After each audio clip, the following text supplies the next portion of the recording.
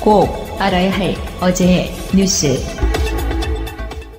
문재인 대통령이 이제 막 입주가 시작된 아파트 내부를 꼼꼼히 살펴봅니다. 그래서 햇빛이 여기까지 깊숙하게 들어오네요. 네, 굉장히 많이 들어와서. 태양광과 지열을 이용해 에너지를 생산하고 단열과 기밀 등의 특수기술을 적용해 에너지 손실을 최소화하도록 설계된 이른바 에너지 제로 주택입니다. 에너지 정책의 대전환을 추진하고 있습니다.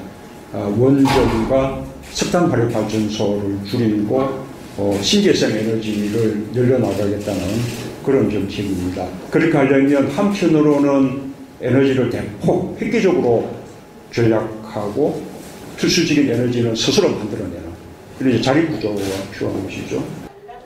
문 대통령은 주택 공급 방식에도 주목했습니다. 이 공공주택으로 돼서 신혼부부들 그리고 또 어르신들 이렇게 또 주거 취약계층에게 우선 공급되면서 이것이 말하자면 주거복지의 한 아주 훌륭한 모델이 되고 있다라는 점이 또 아주 뜻다고 생각이 됩니다. 현장 방문에 동행한 김현미 국토교통부 장관은 주거복지 로드맵에서 밝힌 공공임대주택 100만 채 가운데 상당수를 에너지 복지와 결합한 주택으로 만들 것이라며 60% 수준인 에너지 절감률도 2025년까지 100%로 높이겠다고 말했습니다. 김대중 정부 시절인 2001년 설립된 국가인권위원회. 출범 이후 인권 침해와 차별 철폐를 위해 정부기관에 다양한 의견을 제시해왔습니다. 그러나 지난 정권에선 존재감이 희박해졌다는 지적도 나왔습니다. 문재인 대통령이 이런 인권위에 쓴소리를 했습니다. 한동안 침체되고 존재감이 없었던 만큼 뼈아픈 반성과 함께 대한민국을 인권국가로 만들기 위해 새로운 다짐으로 새 출발해야 한다고 강조했습니다. 인권위에 대한 구체적인 주문도 나왔습니다. 국제인권기준을 적극 반영한 권고를 많이 해달라고 요청했습니다. 사형제 폐지나 양심적 병역 거부 인정과 같은 사안의 경우 국제인권 원칙에 따른 기준과 대안을 제시하면 좋겠다고 말했습니다. 문 대통령은 또 인권위 내에 군 인권보호를 위한 조직을 신설하면 좋겠다고 덧붙였습니다. 이성호 국가인권위원장은 위원회 자율성과 독립성 보장을 제도화하기 위한 인권보장체계 구상을 보고했습니다. 이 위원장은 또 사회권 등 기본권 강화와 지방 분권을 골자로 한 헌법 개정과 함께 인권 관련 기본법 체계를 완비하고 차별배제, 혐오에 대한 개별 법령 정비에 대한 구상도 밝혔습니다. 인권위의 특별보고는 이명박 정부 시절인 2012년 3월 이후 5년 9개월 만입니다. MBC 대주주인 방송문화진흥회는 이사회를 열어 최승호 PD를 신임 사장으로 선임했습니다. 이사회인 여권 성향 이사들만 참석했습니다. 주주총회에서 사장으로 확정돼 최 PD는 해고 5년 만에 MBC 사장이 돼 돌아왔습니다. 국민들께 실망 끼쳐드리지 않고 국민들께 희망을 주고 꿈을 드릴 수 있는 그런 MBC가 되도록 최선을 다해서 노력하겠습니다. 최 사장은 1986년 MBC에 입사해 주로 PD 수첩에서 PD로 활동했습니다. 황우석 박사 줄기세포 조작 사건, 4대강 수심 6m의 비밀, 검사와 스폰서 같은 프로그램이 그의 손을 거쳤습니다. 지난 2012년 파업에 참여했다가 당시 김재철 사장이 최 PD를 해고했습니다. 그 후 독립언론 뉴스타파에서 PD와 앵커로 활동했고 보수 정권의 언론장악 시도를 고발한 다큐멘터리 영화 공범자들을 제작하기도 했습니다. 최 사장은 보도의 공정성 확립을 위해 국장 책임제 복원과 주요 인사의 임명동의제를 약속했습니다. 최 사장과 함께 해고됐던 기자, PD 등 5명도 복직 절차를 밟을 예정입니다. 방송 중간에 좋아요를 눌러주시면 새날팀들에게 큰 힘이 됩니다. 미리 감사합니다. 트위터가 진짜 언론입니다. 유럽연합에서 한국을 비롯한 17개 국가를 조세 회피처 블랙리스트 국가로 선정을 했습니다. 그런데 여기에 포함되어 있는 17개 국가들을 보시면요. 파나마, 튀니지, 아랍에미레이트, 바베이도스, 카보베르데, 그레나다, 마카오, 마샬제도, 팔라우, 세인트루시아, 미국령의 사모아, 바레인, 괌, 몽골, 나미비아, 토바고 이렇게 17개 국가인데 여기에 생뚱맞게 우리나라가 들어갔어요. 진짜 기분 나쁘더라고요. 이 조세 회피처가 이 블랙리스트로 나오게 된 경과를 보면은요. 일단 두 가지로 움직였습니다. OECD에서 먼저 조사를 했어요. 그래서 OECD에서 조사한 결과는 한국은 포함이 안 됐어요. 거기에. 네. 그런데 이게 생뚱맞게 갑자기 유럽연합에서 한국을 포함을 시켰는데 조세 회피처라는 개념은요. 개념부터 잡고 가야 돼요. 원래 고전적인 개념은 금융 시스템입니다. 금융 시스템. 그걸 기준으로 잡게 돼 있어요. 금융회계 시스템에 투명하지 않고 돈을 얼마든지 감출 수 있는 나라, 이 조세회피처인데 OECD에서는 그렇게 판단을 했어요. 대한민국은 조세회피처가 아니다. 포함이 안 된다라고 판단을 했는데 EU에서 갑자기 이게 들어간 경과는 작년에 대한민국 정부에다가 기획재정부에 질의를 했어요. 당신들 이러한 게 시스템이 있는데 사실 이것도 올바르진 않아요. 올바른 판단은 아니었어요. 유럽에서 요구한 것도 당신들이 기업에 특혜를 주는 부분들에서 소명해라라고 얘기했는데 박근혜 정부에서 그냥 입을 닫아버린 거예요. 씌워버린 거예요. 회신을 안 줬죠. 네. 네. 문제는 뭐냐면 EU가 발표한 거에 이게 조세회피처는 금융 시스템에 대해서 들어가게 돼 있는데 이게 산업까지 들어갔다는 거예요. 네, 제조업까지 포함을 시켜버린. 제도로서의 민주주의가 흔들리고 구타는 일은 이제 없습니다. 민주주의가 밥이고 밥이 민주주의가 되어야 합니다.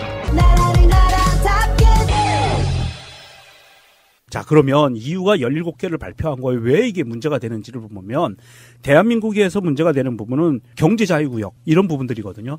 외국계 기업들이 국내에 투자했을 때 세제 혜택을 주는 것. 네. 이게 분명하지 않으니까 당신들 우리한테 해명해라고 EU가 요구한 거예요, 우리나라에. 그런데 이걸 우리한테만 했느냐? 저는 아니라고 봐요. 그런데 다른 나라들은 다 해명을 했을 거예요. 근데 우리가 씹은 건데 더 심각한 문제는 뭐냐 하면 이런 제도는 전 세계 국가들이 다 갖고 있어요. 홍콩, 대만, 일본, 중국, 외국인 투자 유치 촉진을 그렇죠. 위해서 여러 가지 싱가포르, 제도를 하죠. 뭐 인도, 베트남, 태국, 미국까지 EU 국가에도 다 있어요. 그런데 불구하고 대한민국을 제조업을 또 거기에 계산을 해서 조세회피처로 발표했다. 이 부분은 물론 근본적인 잘못은 대한민국 박근혜 정부에 있지만 이거는 EU가 좀 너무 무리하게 들어갔다. 이게 박근혜가 잘못한 건 확실한데 이게 뭔가 오류가 있거나 담당 직원의 뭔가 판단 미스가 있었던 거예요. 이게 비교할 수 있는 나라들이 아니거든요. 그렇죠. 비교 대상이 예를 아니죠. 들어서 그레나다나 마샬 제도 같은 이런 나라들은 있죠. 현금으로 5,000달러하고 신분증 주면 은행을 하나 만들어줍니다. 우리나라에서 은행을 만들려면 자본금 500억 이상이 있어야 되고 금융감독원의 승인이 있어야 돼요. 이런 나라에서 어떻게 그런 5,000달러의 신분증 하나 가지고 은행을 만들 수 있는 나라하고 비교를 해요? 그렇죠. 완전히 헛소리 중에서도 완전히 개똥 같은 소리예요, 이거는 진짜. 이게 조세회피처라고 했을 때 우리나라 사람들이 가장 떠올릴 수 있는 곳이 버진 아일랜드잖아요. 가장 유명했는데. 근데 지금 없어요. 없는 이유가 뭐냐면 아까처럼 EU에서 질의문을 보냈을 때 여기에 대해서 우리는 이렇게 하겠다라는 정도 회신만 했어도 이 국가들은 그레이 리스트로 빠졌다는 거죠. 근데 우리는 그레이 리스트도 아니고 블랙 리스트 안에 있는 거예요, 지금. 그렇죠. 네. 그런데 이 블랙 리스트가 되면은 또 어떤 제재를 받느냐. 이걸 보면은 또 이 리스트 자체가 되게 의미가 없다는 게 아무것도 정해진 게 없는 거예요. 그래서 영국에서 가디언 자체에서는 어떻게 해석을 하냐면 어떠한 구체적 제재도 정해지지 않아서 곧바로 위협을 가할 수가 없는 이빨이 없는 규제다. 그러면 블랙리스트 따로 있고 그레이 리스트 따로 있고 이래 그레이 새끼야. 이게 그 우리가 알고 있는 버진 아일랜드도 빠졌어요, 이번에. 네, 다 빠졌어요. 버뮤다도 빠졌어요. 예, 그렇게 빠졌고 이게 제재 방법도 없기는 한데 이건 일종의 해프닝이라고 보는데 단순하게 해프닝으로 보기에는 찜찜한 부분이 그거예요. 박근혜 정부에서는 왜 이걸 씹었을까? 저는 이 기사를 보면서 기분 나쁜 거 이전에 네가 뭔데 이런 생각이 드는 거예요. 맞아요. 그러니까 EU가 세계를 지배하고 있고 무슨 뭐 감시하고 있는 나라 지역도 아니잖아요. 그러면 OECD랑은 또 다른 건데. 또 지구 동네에서 그냥 뭐 끼리끼리 뭉쳐 사는 애들이 지가 뭔데 우리나라를 뭐 조세 회피처인 나발이 뭐 그런 소리를 해요. 우리나라가 대한민국이 프랑스가 조세 회피처라고 발표하면 가만히 있을까 걔네들이? 우리나라에 외국인 투자 촉진법이 있습니다. 그럼에도 불구하고 절차가 복잡해서 외국인들이 고민을 많이 하거든요. 맞아요. 이런 나라가 어떻게 조세 회피처가 되냐고. 조세 피난처. 근데 이 블랙리스트에 해당하는 나라들 자체가 되게 웃겨요. 자료를 성실하게 제출하지 않았거나 EU가 정한 시한인 2018년 말까지 세법 개정을 약속하지 않은 나라들. 그러니까 어떤 조세 회피처가 우리가 갖고 있는 그 개념하고는 완전 다른 거예요. 그냥 이유가 정한 대로 니네가 하지 않았어. 이거기 때문에 지금 김동연 총리도 이야기하잖아요. 이거 그렇게 심각하게 생각하지 않는다고. 네, 그러니까 심각하게 생각하지는 않는데 기분 나빠. 그렇죠. 기분은 네. 나쁘죠. 그래서 사실 이게 OECD에서 조세 회피처를 발표했다 그러면 우리나라는 폭망해요. 한 방에 가는 거예요. 그런데 그런 부분이 아니고 이제 그 김동연 경제부총리가 이 부분에 대해서 손을 써보겠다라고 지금 나서고 있는 상황이고요. 예를 들어서 EU 안에 세금 징수 기준을 존중하겠다고 약속을 했다는 이유로 심사 대상에서 제외된 나라들이 있거든요. 근데 이 나라들도 같은 기준으로 심사가 이루어졌으면 룩셈부르크나 몰타, 네덜란드, 아일랜드 정도도 블랙리스트에 똑같이 올라갈 수 있는 나라들이라고 하니까 확실히 문제는 있는데 이 EU의 블랙리스트 자체를 보고서라기보다는 미국 기업하고 정부에 대한 경고 메시지 성격이 더 크다고 합니다. 왜냐하면 이게 이제 페이스북이나 구글 이런 미국 IT 기업들이 법인세를 적게 징수하는 룩셈부르크나 아일랜드에 본사를 두는 방식으로 지금 세금을 피해가고 있기 때문에 생각납니다. 네. 페이스북에서 광고비 결제하면 네. 아일랜드가 찍혀요. 그러니까요. 네. 그게 되게 웃기더라고요. 이걸 알고 있는 거죠. 그러니까 사실은 딱히 한국이 타겟이라기보다는 미국의 대규모 IT 기업의 경고성 메시지다라고는 하지만 우리는 뭐 쉽게 보이나? 그러니까 대한민국에 지금 이번에 블랙리스트가 들어가게 된 결정적인 한 가지가 조세특례 제한법이에요. 국내에 투자하는 외국인 투자기업에 대해서 법인세 등을 감면하는 이 제도에 대해서 투명하지가 않다. 개정해라. 이렇게 이야기를 했는데 자기들 뜻대로 이루어지지 않았다라고 해서 그렇게 발표를 한 거고요. 이 부분은 좀 이유가 글쎄요. 뭐잖아. 곧 뭐잖아. 리스트를 수정할 거라고 봐요. 네, 수정이 되겠죠. 별 걱정 안 하겠습니다.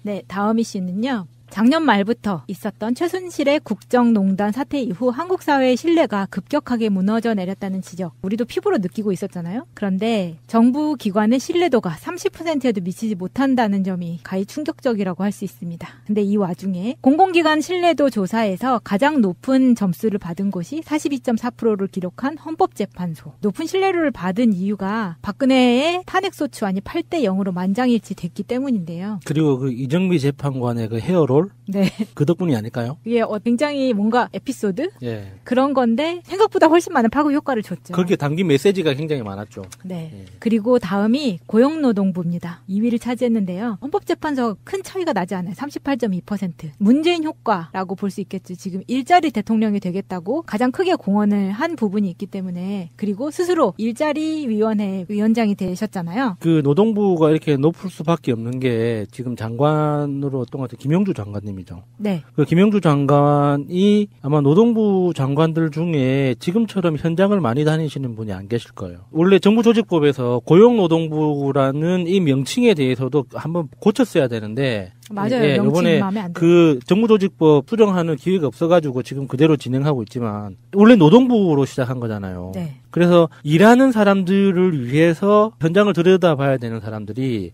이명박근혜 정권을 지나면서 그냥 사업주를 위한 사업주를 대변하는 기관처럼 행동을 했단 말이죠.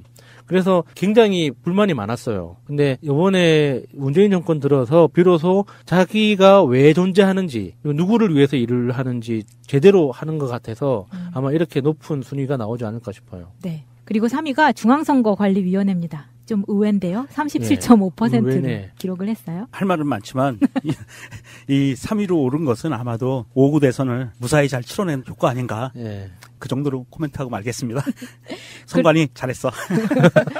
또 이번 대선 때는 시민의 눈이 확실히 많이 가장 최근의 선거기 때문에 가장 많은 활동을 했기 때문에 또 선관위에서도 눈치를 좀 보지 않았나 열심히 해주지 않았나 하는 생각이 들고요. 4위는 37.1%를 기록한 보건복지부입니다. 이거는 이제 문재인 케어에 대한 기대라고도 볼 수가 있겠는데요. 지난 정부에서는 메르스 같은 것 때문에 관리 미숙으로 불신이 굉장히 높았었잖아요. 근데 이제 이게 어느 정도 가라앉았다라고 볼 수가 있겠네요. 이제 이 정부기관 신뢰도 조사를 보면 물론 이제 이게 조사 방법이나 여러 가지 차이가 있는데요. 우리가 좀 유의미하게 봐야 되는 부분이 이런 부분이 있습니다. 2017년도 2월에도 조사를 한 적이 있어요. 2017년 2월이면 박근혜가 국회에서 탄핵 가결이 돼서 집거 중일 때잖아요. 네. 이때 보면 이 42.8%인가로 가장 낮다고 그랬어요. 정부기관에 대한 총체적인 신뢰도가. 그런데 지금 나온 것을 보면 어떻죠? 공공기관에 대해서 잘하고 있다는 거 27.8%라고 나오잖아요. 그러니까 30%가 안 돼요. 더 떨어진 거예요. 예, 더 떨어진 겁니다. 이게 무슨 뜻이냐 하면 지난 2월까지는 박근혜가 탄핵이 확정되지 않은, 파면이 되지 않은 상태였고요. 박근혜 정부였었고요. 사람들이 에이 설마, 긴가민가에 에이 설마 그러던 때였고, 근데 지금 보고 나니까 대한민국의 모든 정부기관이 그 이전부터 박근혜 정부 시절까지 다 개판이었어가 드러나 버린 거예요. 그래서 국민들이 믿지 못하겠어 너희들 잘하고 있지 못해 라고 판단을 한 게 이거고요. 이 상황에서 공공기관 직무수행 평가를 한 와중에 대통령에 대한 평가도 같이 했어요. 직무수행 평가를. 대통령에 대해서는 68.2%가 잘하고 있다 라고 판단을 했고, 잘못하고 있다는 17.7%가 나왔고요. 잘 모르겠다는 14.1% 이렇게 나왔어요. 그렇다고 봤을 때 이것은 이번 공공기관 직무수행 평가는 최순실 박근혜 국정농단에 대한 결과가 여실히 보여지는 그렇죠. 예, 그런 수치고요. 또 하나 여기서 유의미하게 봐야 될 게 사법당국에 대한 불신이 굉장히 크다. 맞아요. 예. 앞에 말씀드렸던 4가지 공공기관 외에 신뢰지수보다 불신지수가 더 높은 곳 1위가 국세청, 그 다음이 대법원, 그리고 공정거래위원회, 경찰청, 외교부, 행안부 순입니다. 그러니까 부정평가가 더 높다는 거죠. 긍정평가보다. 네. 그리고 재밌는 거 하나가 잘 모르겠다고 평가한 1등이 산업부로 나왔어요.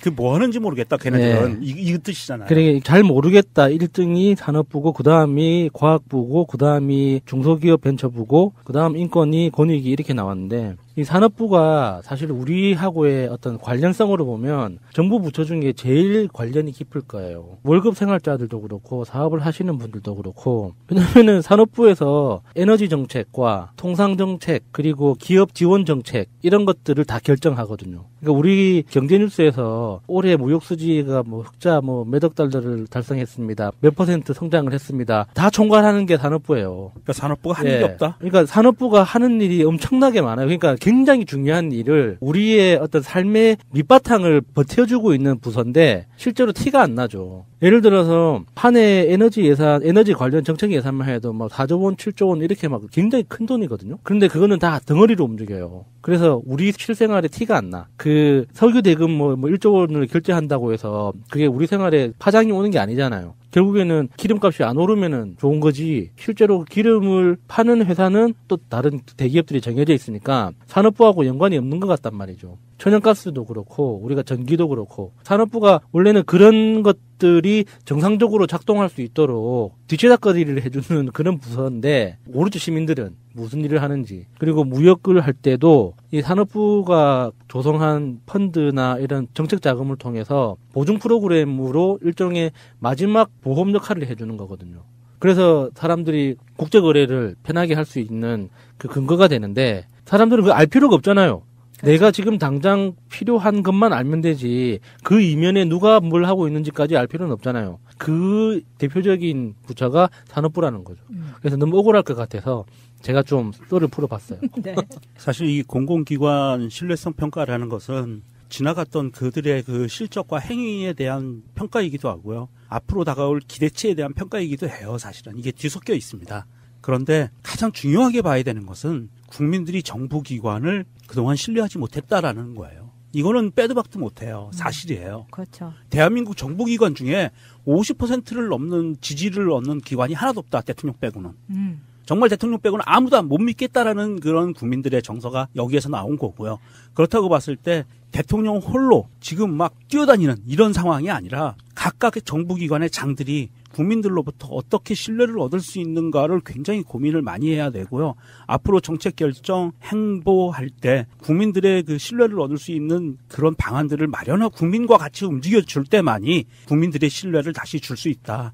이렇게 생각을 좀 해야 될 것 같습니다. 자유한국당은 특히나 이번 조사를 보고 나서 이게 국민 정서인지 정치 보복인지를 확실히 알 수 있었으면 좋겠어요. 예를 들어서 국가정보원 같은 경우에는 신뢰지수가 꼴찌거든요. 전체 모든 33개 공공기관 중에서 국정원이 꼴찌를 했는데 9.9%예요. 신뢰지수가. 반대로 불신지수는 69%입니다. 문재인 대통령 신뢰지수가 안 먹는데. 이게 적폐청산이지 정치보복이 아니라는 게 이런 데서 나타나잖아요. 네. 그런데 레드홍 씨께서는 아마 이 결과를 보고 논평을 한다면 페이스북에 이렇게 쓸 것 같아요. 거봐라. 문재인 정부가 국민들로부터 이렇게 외면받고 있다. 국민들로부터 신뢰를 30% 못 받고 있다. 왠지 안철수도 생각나는데요. 아마 안철수도 그런 얘기 하지 않을까 싶기도 해요. 나중에 기회가 될지 모르겠지만 정말 그런 자리를 한번 만들었으면 좋겠어요. 그러니까 이 이번에 공공기관 말고 우리 대한민국 안에서 운영되고 있는 공기업들 있죠. 공기업들 리스트들도 한 번씩 거론하면서 이 공기업들이 무슨 일을 하는 곳인지 한 번씩 쭉 훑어보다 보면 전문적인 지식이 없는 사람이라도 그 원래 공기업들은 제목이 곧 내용이잖아요. 그 제목을 딱 보면 알 수 있거든요. 그러니까 그런 공공기관과 공기업들이 우리나라에서 어떤 일을 하고 있는지를 쭉 보다 보면 직감적으로 압니다. 보통의 상식을 가진 사람이라면 그래서 민영화하면 안 되는구나. MB가 왜 민영화를 하려고 했는지, 왜 대기업들이 그 민영화에 대해서 그렇게 자유한국당 같은 보수 진영에서 민영화를 왜 그렇게 소리 높이 외치는지 직감적으로 바로 알아요. 그래서 언제 한번 기회가 되면 그 리스트라도 한번 쭉 이야기해 볼 수 있는 기회가 있으면 좋겠네요. 네. 이 부분에 대해서 좀 하나만 좀 더 첨가하고 넘어갈게.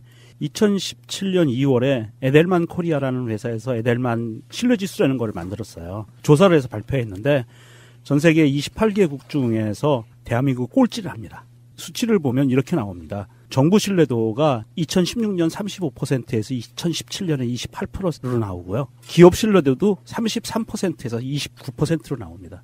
에델만 코리아에서 발표한 거에 의하면 대한민국 국민들은 정부나 기업에 대한 신뢰보다 친구, 가족에 대한 신뢰가 더 높다. 이렇게 결론을 짓더라고요. 뭔가 가슴 아프네요.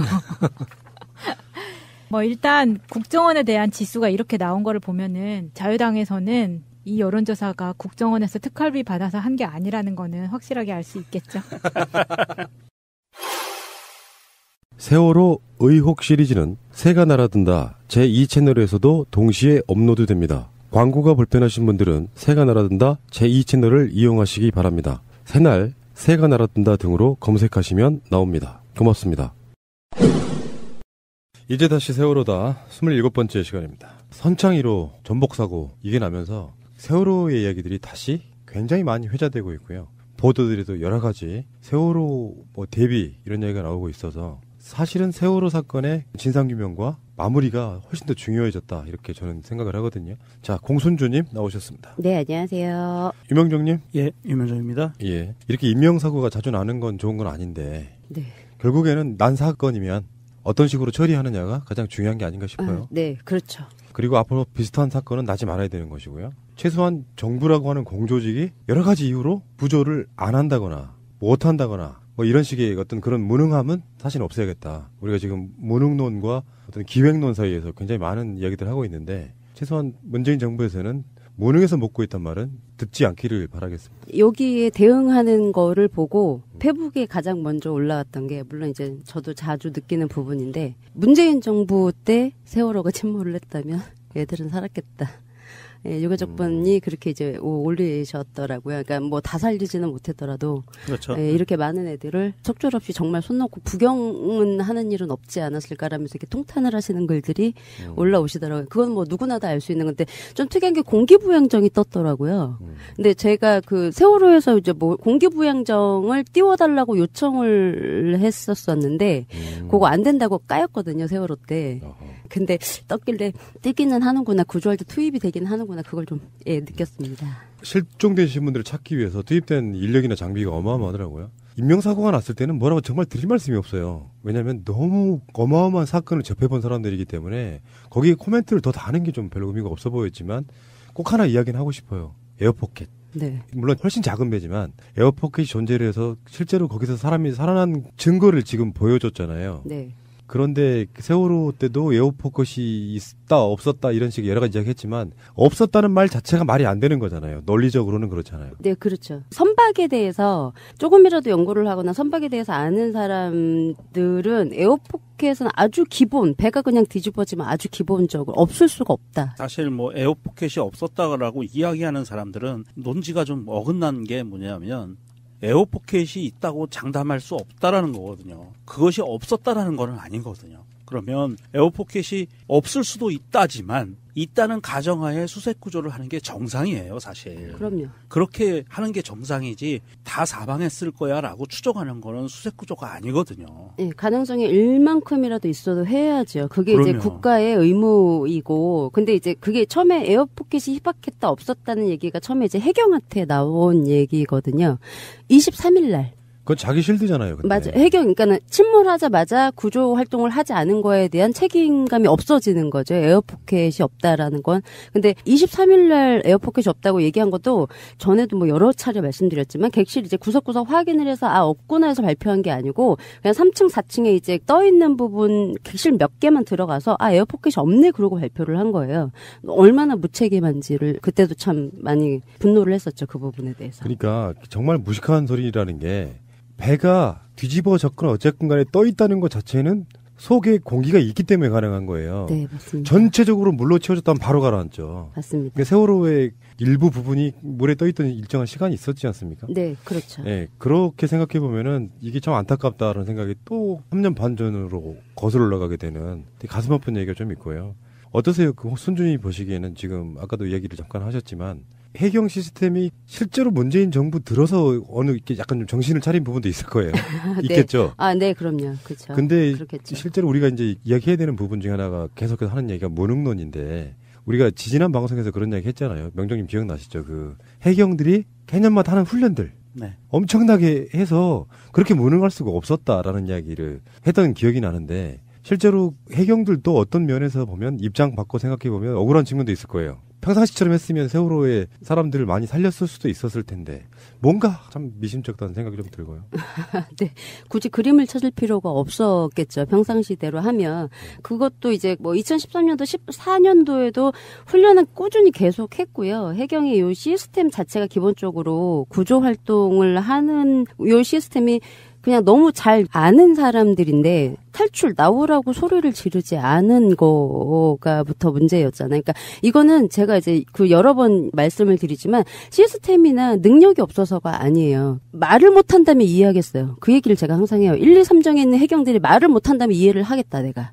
나오라고 소리만 치면 되었던 거거든요. 들어가서 뭐 탑승객들 밖으로 끄집어내고 이거 하지 말고 그냥 도착하자마자 밖으로 나오라고 마이크 대고 소리만 질렀어도 다 살 수 있었다. 탈출 명령을 했다고 거짓말했는데 결국은 안 한 것으로 드러나고. 예, 그 명령은 또 김석균이 했다고 실제 청문회에서 밝혀졌죠. 자기가 인터뷰를 하라고 얘기했다고. 근데 처벌 아직 안 됐습니다, 김석균.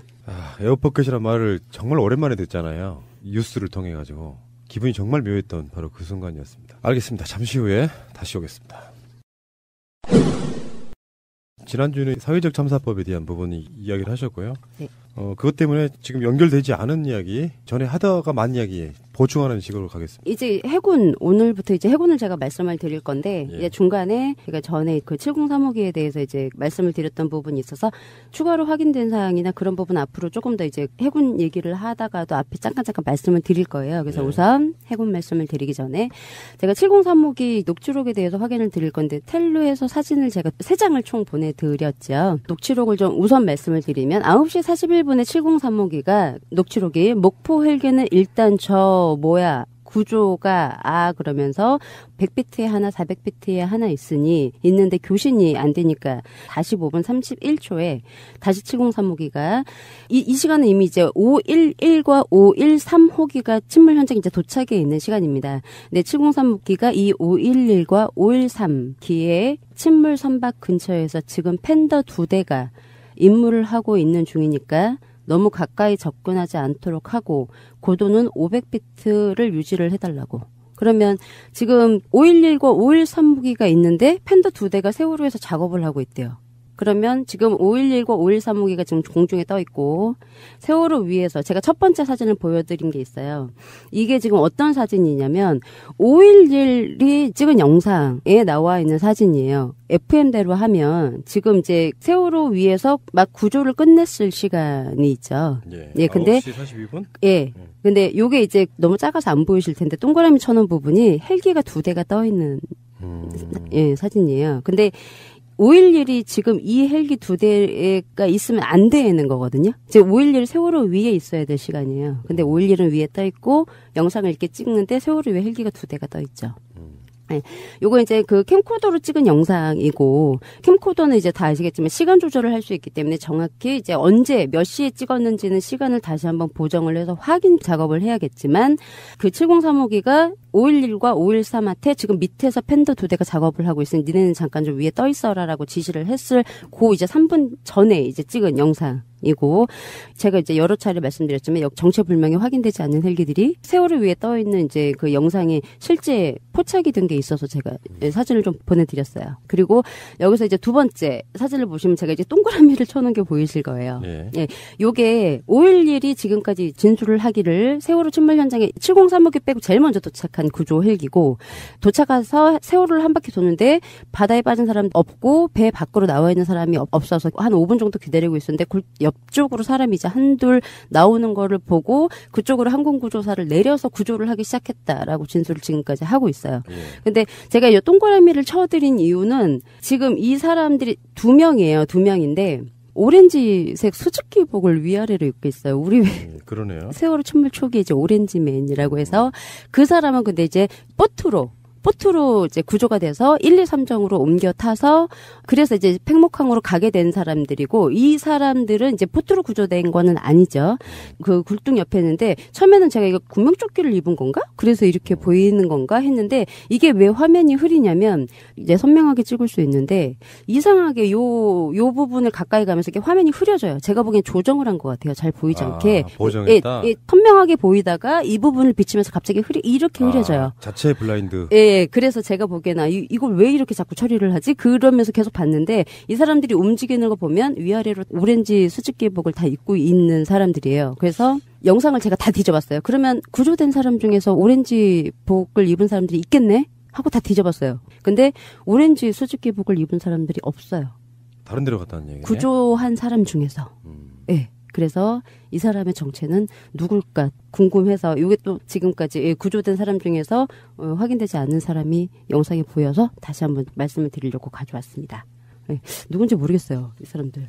그래서 일단 이렇게 했었고, 제가 이제 한 가지 더 이제 뭐 해군 관련돼서 이제 말씀을 드리면서 이제 그 나왔던 얘기 중에서 제가 한 가지 좀 이상한 거, 제가 전에 7035기 말씀드렸을 때 또 설명을 드렸던 것처럼 그때 뭐 C-130 허큘리스가 왜 왔냐 막 말씀을 하셨잖아요. 구조 활동하는 데는 전혀 필요가 없고 활동할 게 딱히 없는데 2대나 떠서 행적이 알 수 없다라고 해서 그게 좀 이상하다 했었는데, 이거 말고도 또 하나가 이제 비행기가 P-3C라는 비행기가 있어요. P3C요? 네. 초격인데? 맞아요. 이게 또 떴어요, 제주도에서.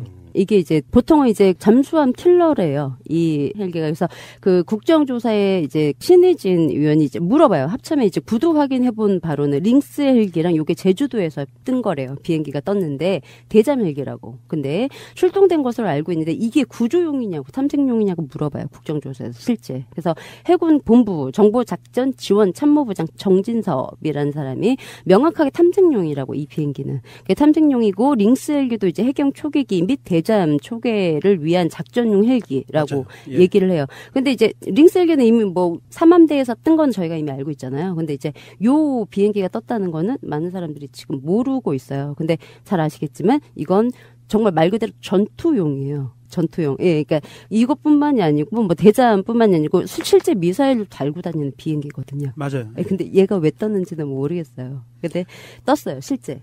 실제로 천안함 사건 때도 초계기 얘기가 나오거든요. 네, 맞아요. 네. 그래서 이거는 정말 이해가 안 간다. 허큘리스까지 글쎄 뭐 옮길 게 있었나라는 생각을 할 수가 있겠지만 이건 정말. 근데 이제 일반 상식으로 이야기해보면 어떤 상황인지 모르니까 뭐 다 동원됐다 이렇게 얘기할 수도 있겠지만 민간 여객선에 침몰에 초계기까지 떴다는 건 좀 상당히 그렇죠. 네네. 그래서 이게 레이더까지 모두 다 이제 탑재를 하고 있는 이제 비행기인데 이건 정말 확인 조금 해봐야 되지 않나. 추정을 해보자면 군사적 상황이 개입됐을 수도 있다는 방증일 수도 있어요. 네. 네. 그래서 아주 중요한, 제가 그 7035기 녹취록을 말씀을 드리면서부터 아주 세월호 침몰 상황만 있었던 건 아닌 걸로 이제 확인이 되기 때문에 꼭 확인을 해야 되지 않나. 그래야 세월호 침몰 상황이나 아니면 구조를 하지 않는 부분에 대해서 좀 더 명확히 알 수 있지 않을까. 예, 그래서 이상한 비행기가 있어서 좀 말씀을 드렸습니다. 네. 이제 해군 관련돼서 이제 말씀을 좀 드릴게요. 이제 해군 같은 경우에는 이제 다 아시겠지만 그 해경, 그러니까 중앙구조본부라고 해서 해경이 중앙구조본부를 세우면 거기에 대해서 인력이나 장비 같은 거를 지원을 해주는 게 이제 본 목적으로 이제 되어 있습니다. 세월호 침몰 사실을 처음에 이제 인지한 거는 제가 그 전에도 말씀드렸지만 오전 9시 2분에 목포서 상황실로부터 상황보고서 1보를 받고 그 다음에 전남 119로 사무대로 전화를 해서 9시 3분에 학생들 수학여행길에 타고 있다고, 그리고 500에서 600명 정도 된다고, 그리고 이제 최덕하 군의 휴대폰 번호, 그리고 해경에 통보했다는 사실, 그리고 기지국 기준으로 진도와 조도 사이, 그리고 배가 기울어져 침몰하고 있다는 내용, 그리고 여객선이라는 사실을 전남 119가 삼함대로 전달을 합니다.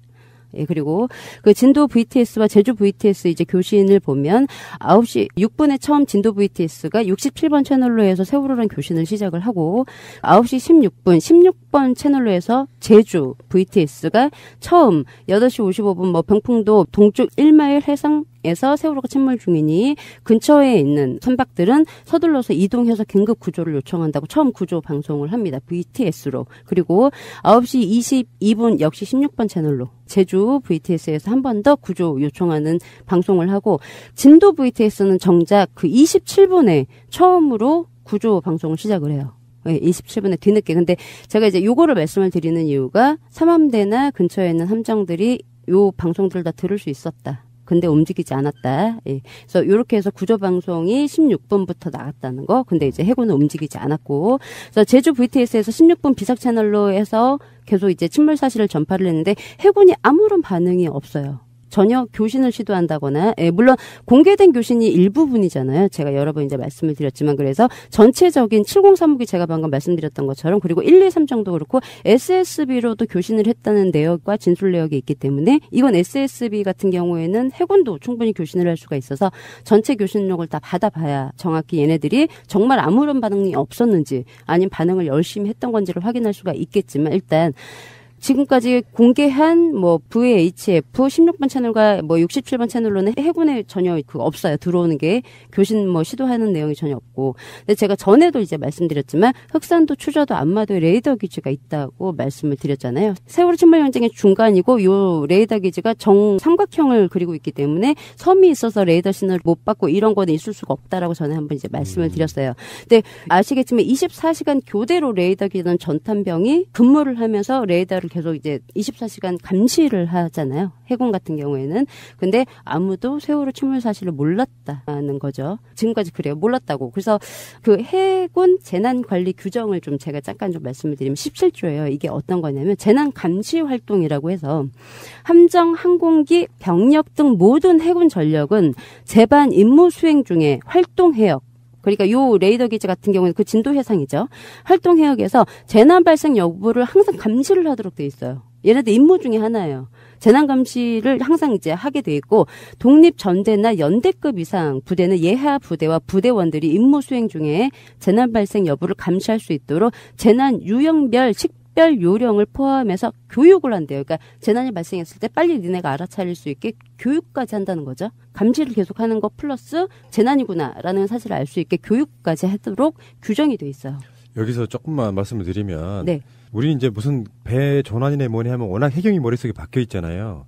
실제로 두 해경과 해군의 임무가 똑같아요. 해경이 주고 해군이 서브가 아니고 둘 다 똑같은 상황이라고 보는 게 맞고요. 지금 이번에 낚싯배 선창 1호 전복사고 때 투입된 게요. 함정만 16척이 투입됐고요. 해상 작전헬기 AW159 와일드캣 한 대, 링스헬기 한 대, 그리고 지금 SSU, UDT 이런 분도 다 투입됐으니까 간단히 말해서 해경이 뭐 하니까 해군이 가서 도와줘 이런 개념이 아니라 서로 경쟁하듯이 와서 구하려고 한다는 거예요. 정당적으로 보면. 네, 맞습니다. 얘네들이 항상 이제 해군 김관진이나 이런 사람들이 국정조사에서 나와서 하는 얘기가 항상 그겁니다. 저희는 지원하는 게 임무라고. 재난관리 기본법에 지원하도록 되어 있기 때문에. 근데 방금 푸나님이 말씀하셨던 것처럼 먼저 세월호 침몰 상황을 알 수 있는 시스템도 해군이 먼저 되어 있었고, 예, 그 인력뿐만이 아니고 장비뿐만이 아니고 먼저 대응을 할 수가 있는 체제가 이미 해경보다 더 우수하게 갖춰져 있는 거죠. 아무래도 그럴 거예요. 아무래도. 네, 그리고 플러스 재난 관리 규정에도 써 있다는 거. 예.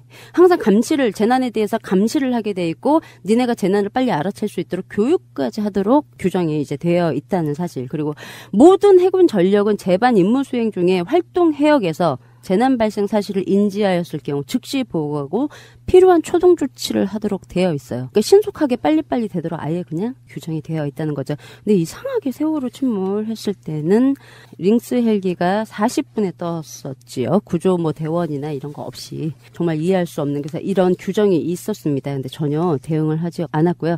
근데 일단 4월 16일 날 그러니까 세월호 국정조사에 해군이 제출한 좀 자료를 보면 해상 레이더 기지 및 전남 진도, 신안군 등에 있는 전남 서부 지역 일대에서 레이더 기지에서 캐치한 해경이나 타기관의 음성 교신했던 내용이 제출을 한 게 있어요. 예를 들어서 13분, 18분, 20분에 다른 타기관에서 교신했던 내용을 들었다는 거죠. 13분 같은 경우에는 제주에서 세월호 침몰 사실을 많이 이제 전파하던 것도 들었어요. 레이더 기지에서 들었다고 나오고, 18분에도 구조를 도와달라는 교신이 있었다는 거를 들었다고 제출을 했어요. 해경에서 한 것도. 근데 움직이지 않았어요. 전혀. 교신을 들었으면 할 수도 있다는 얘기거든요. 교신을 나한테 들렸으면 내가 할 수도 있어요. 교신을. 그러면 물어볼 수도 있었는데 전혀 없었어요. 해군에서 세월호 상황이 어떠냐고 물어보지 않았어요. 그런 게 전혀 없었고, 2014년도 6월 30일 국정조사 국방부에서 그 민홍철 의원이 물어봐요. 해군 3함대 사령부는 지금 그 해역 부근에 방금 제가 말씀드렸던 거죠. 흑성도랑 추자도 레이더 기지가 이제 있다고. 근데 그 전술정보 시스템 장비가 우리 군에서 가장 성능이 좋고 고가 장비인데 실시간대로 항적이나 접촉물 같은 걸 다 확인할 수가 있는데도 불구하고 8시 48분에 세월호 이제 항적이 리본자를 그리면서 이제 가잖아요. 리본자를 그리면서 이제 앞으로 이제 급선회하는 것까지 다 실제로 보이는데 왜 발견을 못했냐고 물어봐요. 그러니까 이 부분에 대해서 3함대 사령부 지휘통제실 실장 김대기가 3함대에서는 안마도 흑산도에서 인계를 받아서 정기적으로 지금 레이더 기지를 운영을 하는데 일반 표적으로 여객선은 관심 표적이 아니고 일반 표적이래요.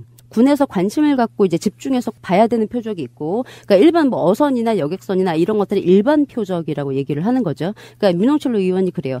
인천에서 제주 가는 정기 그 운항선이고 6,000톤급 이상의 항로인데 재원을 다 그 해군이 알고 있지 않냐고.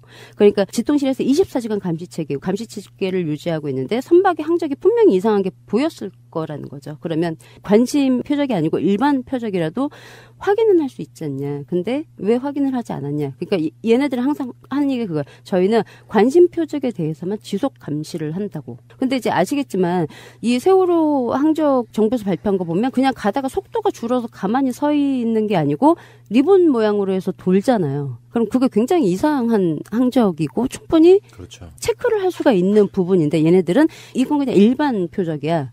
우리는 관심 표적만 봐. 그러면 그 레이더 근무자의 말을 듣고 보니까 네. 세월호는 일반 표적이라 이상 운행 정보가 떠도 관심을 기울일 수 없었다. 네. 라는 말은 그 근처에 관심 표적이 있었기 때문이다라는 말 아닌가요? 맞아요. 그래서 제가 물어봐요. 그 민홍철 의원이 그 레이더 기지에 나와 있나 그걸 왜 발견을 못했다면 그 왜 저기 들어오면 그건 못 보는 거냐고 물어봐요.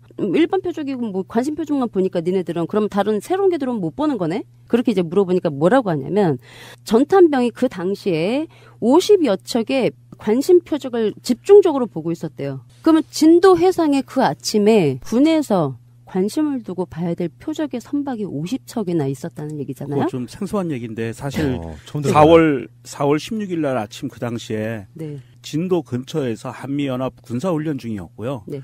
세월호 침몰 해역이 그 당시 사격 통제 지역이었어요. 맞아요. 그래서 네. 그 안에 네. 아마도 많은 관심 표적이라고 얘기하는 거는 작전에 투입된 작전에 투입된 네. 함대나 잠수함이나 비행기나 등등이 있지 않았을까. 있는 게 정상이다. 네. 그렇게 생각을 했었는데 50여 대요. 네. 선박이 50여 척이 있었다는 거예요. 선박만 50여 척이요. 네. 그 아침에 군대에서 관심을 가지고 관심 표적이 50여 척이나 진도 앞바다에 왜? 라는 생각이 문득 들더라고요. 여기서 퀴즈 나갑니다. 세월호 참사가 나던 그 시간 근처 바다에서는 몇 척의 배가 훈련 중이었을까요? 정답은 50척입니다. 팟빵 게시판에 이메일 주소만 남겨주시면 모든 분들께 동시에 퀴즈 이메일을 드립니다. 우리는 그거에 대해서는 싹 지워져 있잖아요. 수사하든 뭐든 간에. 일단 참고적으로 그 검찰 수사 국방부 제외됐고요. 감사원 감사도 제외됐습니다. 네. 아니 세월호가 일반 보트도 아니고요. 그렇게 큰 배가 그렇게 리본 모양으로 이렇게 완전히 360도 되는 거랑 다름없잖아요. 맞아요. 여기에 대해서 관심이 없었다고? 이 50척 때문에. 근데 이 50척이 일반적인 항해 상태가 아니라 뭔가 작전을 하고 있었기 때문에 거기에 굉장히 고도의 집중력을 발휘해서 관심표적으로 감시를 하고 있었다라는 의미거든요. 그 전탄병이 한 얘기를 보면. 그렇죠. 예. 50여 척이 이렇게 집중적으로 진도 앞바다에서 그 아침에 작전을 벌이고 진도 있었다는 게. 진도 앞바다뿐이 아니라 이제 이렇게 쭉 뭐 그 멀리까지 있겠죠. 삼각형. 예. 그러면은 그때 당시에 한미연합 군사훈련 중이었다라고 알고 있는데 그게 사실은 그 사격 지역이었고요. 그 지역이. 네. 그랬는데 그게 추후에 그 내용이 삭제가 돼요. 없어졌거든요. 그러면 사실 그 안에서 뭔가 군사적인 행동이 굉장히 활발하게 이루어지고 있었던 지역이었던 거는 맞는 거네요. 그거는 추가로 확인을 일단 이렇게 말을 하고 있어서 확인을 좀 해야 되는데 그래서 김관진이 그래요. 그래서 그때 관리가 됐더라면 참 좋았겠지만 아쉬움이 남는다고 얘기를 합니다. 근데 이제 우리가 이제 그 알아야 될 게 그 해군 전술 통제 시스템이 이게 해경 본청과 서해청에도 설치가 되어 있어요. 그리고 예를 들어서 그 VTS에서 선박의 이상을 발견하지 못했다 하더라도 세월호의 이상을 얼마든지 이제 발견할 수 있었는데 아무도 발견을 이제 못했지요. 그 해군 전술 통제 시스템이 설치가 되어 있는 게 공군하고도 이제 프로그램이 연계가 되어 있어요. 공군하고도 연계가 되어 있고 각 6회 공군의 작전사령부 그리고 합참 그리고 청와대에 있는 위기관리 센터 그리고 방금 말씀드렸지만 해경 본청 서해청에도 이제 있고요. 그리고 이거 말고도 진도에도 레이더 대대가 있어요. 예, 그리고 이제 해안에 보면은 이제 그 레이더 감시 초소들이 있죠. 한 가지 우리가 알고 이제 생각을 하고 계셔야 될 게 세월호 침몰 당일날 세월호 침몰 사실은 최덕하 군이 이제 그 8시 58분에 해경으로 신고 전화가 들어오기 전에는 아무도 몰랐다고 얘기를 하는 거예요. 그렇죠. 진도 레이더 기지, 해안 초소, 뭐 삼함대 지통실 다 합참실 뭐 모르고 있었대는 정말 거죠. 말이 안 되는 거네요. 세월호를 아무도 못 봤다는 거예요. 정말 이게 가능할까라는 생각을. 그러면 정말 해경은 무능했다. 내지는 뭔가에 씌었다라고 생각하더라도 해군에서는 알고 있었던 게 맞는 거네요. 저는 이거 불가능하다고 생각하지 않거든요. 왜냐하면 배가 움직이는 게 레이더상에서 배 움직이는 게 배의 모습과 항적하고 그다음에 속도 이런 것들이 침노, 방향까지 다 표시되거든요. 네. 근데 배가 정상적으로 움직이다가 10몇 노트로 움직이다가 이게 애가 표류를 하면 그거를 레이더병이 모를까요? 알거든요. 보고했을 거라고 봐요. 아니, 그러니까 이게 이렇게 생각하는 게 더 빠르지. 훈련하고 있었건 뭐 하고 있었건 간에 만약 훈련하고 있었다면 세월호의 존재를 더 알아야죠. 네. 그렇죠. 왜냐하면 사고가 나면 안 되니까. 맞아요. 맞아요. 에이. 네. 플러스 해군 함정에서도 이 시스템이 설치가 되어 있기 때문에 알 수 있었다. 근데 지금 공식적으로는 최덕하 군이 신고 전화를 하기 전에는 아무도 몰랐어요. 그게 박근혜 정부의 공식적인 입장이에요. 이거 말도 안 되네요. 생각해 보니까. 네, 다시 이거는 시작부터 다시 파봐야 되는 문제네요. 아니, 지금 진짜로 말도 안 되는 상황이네. 네. 정말 사고가 나면 안 되니까서라도 일반 민간 선박들을 더 유심하게 관찰해야 되는데 못 봤다고 하는 게 말이 돼요? 예. 그래서 일단 공식은 그렇습니다. 그래서 최덕하 군이 전화를 하기 전에 아무도 몰랐다. 예. 근데 이렇게 사령부에서부터 지휘 통제실 다 모두 다 확인할 수 있는 시스템이 이미 다 있다.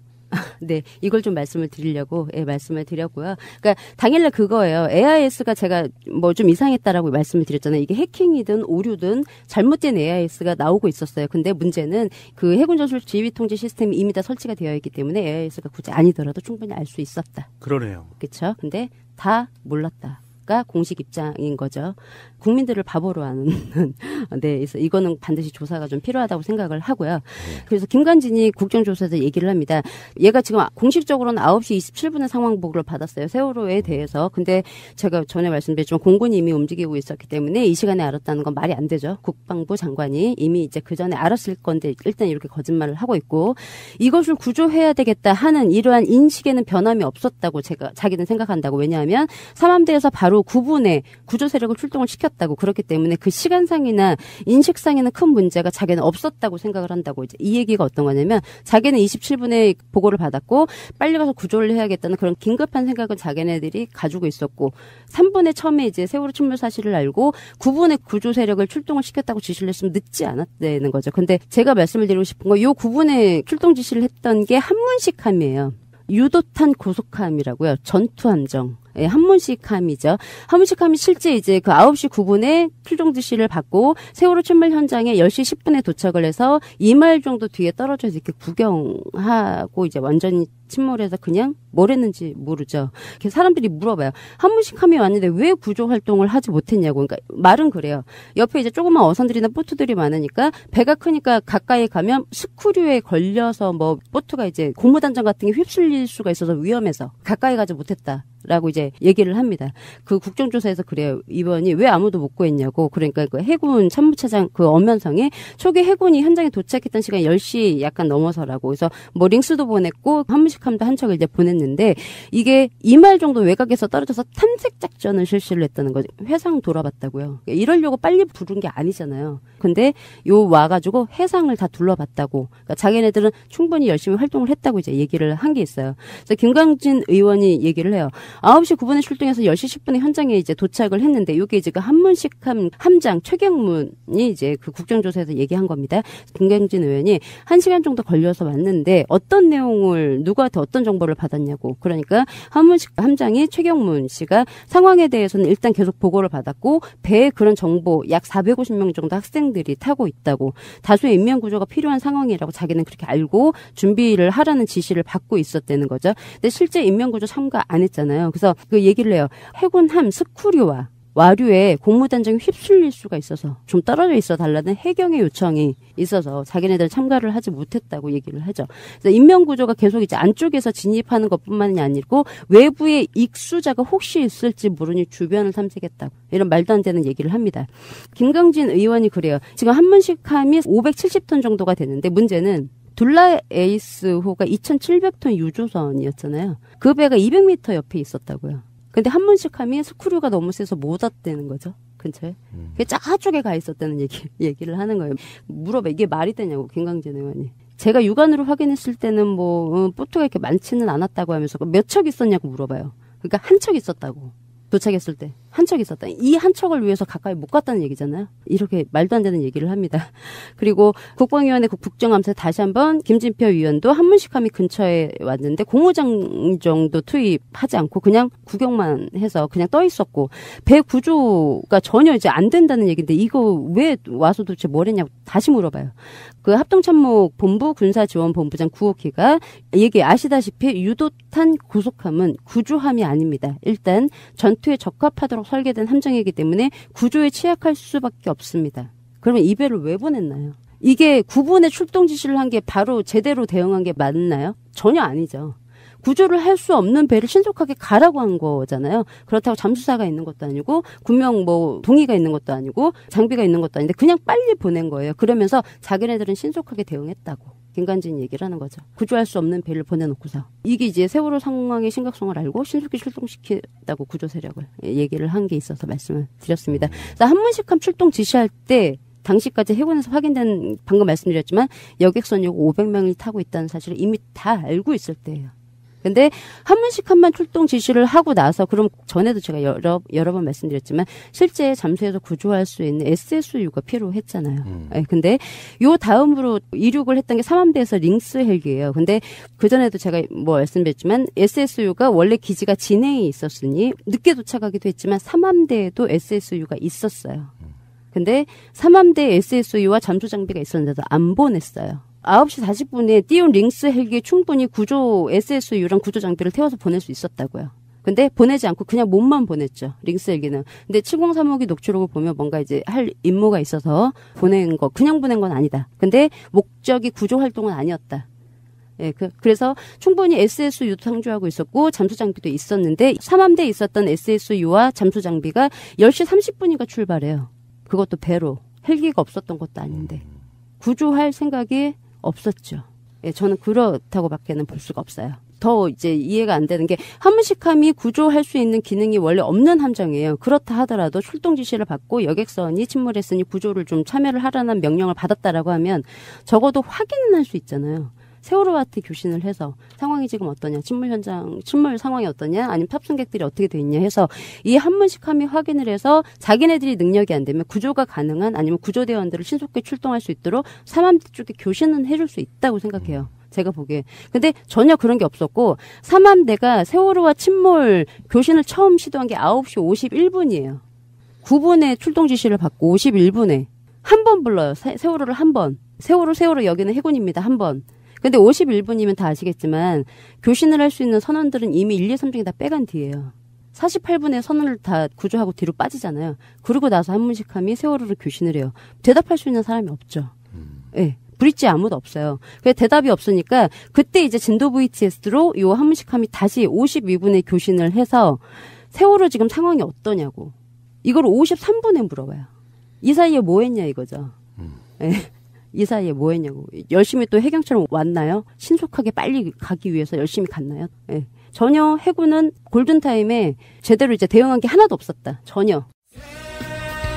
대한민국, 완전한 대한민국, 문재인과 손잡고 다시 하는 우리 대한민국. 끊지 마세요. 끊지 마세요. 정말 이해가 안 되는 게 네. 해군이 와서 현장 근처에 있으면서도 현장에서 벌어지고 있는 무선 통신 상황을 하나도 체크를 못했다는 거네요. 시스템이 이미 제가 초반에 말씀드렸지만 다 돼 있었다는 그러니까 거. 네. 이게 다 돼 있는데도 못 들었다.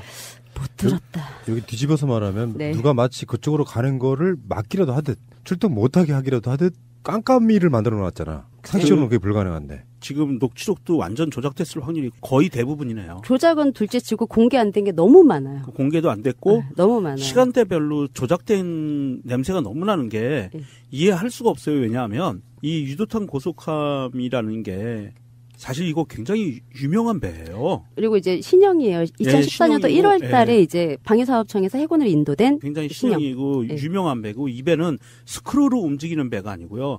워터 제트라고 해서 물을 뿜어내서 가는 배거든요. 속도가 굉장히 빠르고 최신 설비가 다 돼 있어요.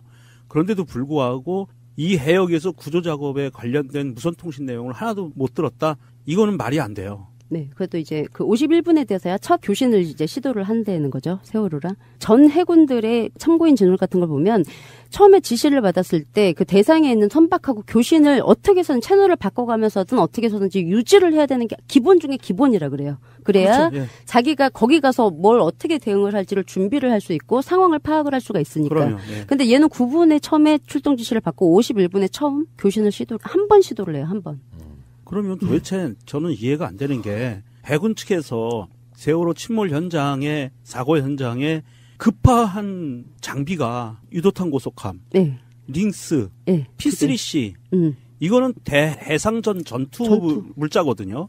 왜 이것들을 제일 먼저 급파했는지가 제일 문제네요. 네. 물론 이제 명정님 말씀도 중요한 부분인데 구조 입장에서 보면 생색내기. 네. 생색내기. 난 보냈어. 빨리 보냈어. 근데 구조할 수 없는 배.